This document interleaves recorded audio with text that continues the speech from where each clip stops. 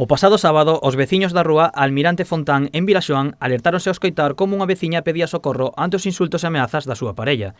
Dous mozos de 25 e 28 anos, Cristian Rey e Alejandro Roche, non dubidaron e acudiron a axudar á muller.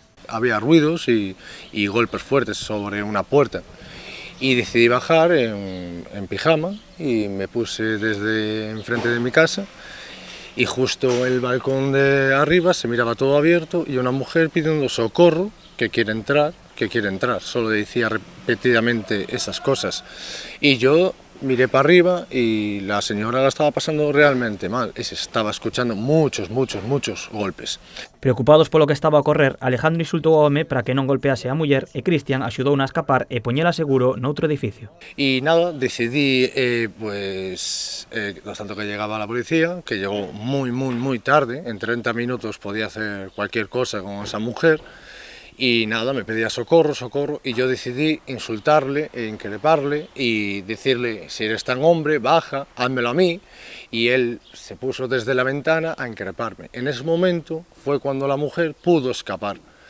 Y Cristian, el primero, pues que también es un chaval de 25 años, bajó detrás de ella, ayudándola, y decidimos cerrar el portal, agarrarlo fuerte para que él no se moviera de ahí. O home, alterado, intentou entrar ao portal ata que chegou a policía.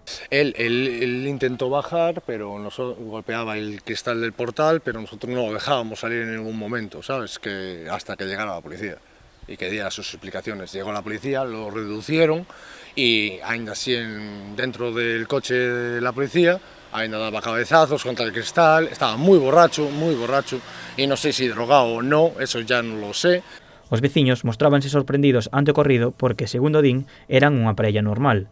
Esperan que a agredida denuncie ao agresor e que non se repitan sucesos como este.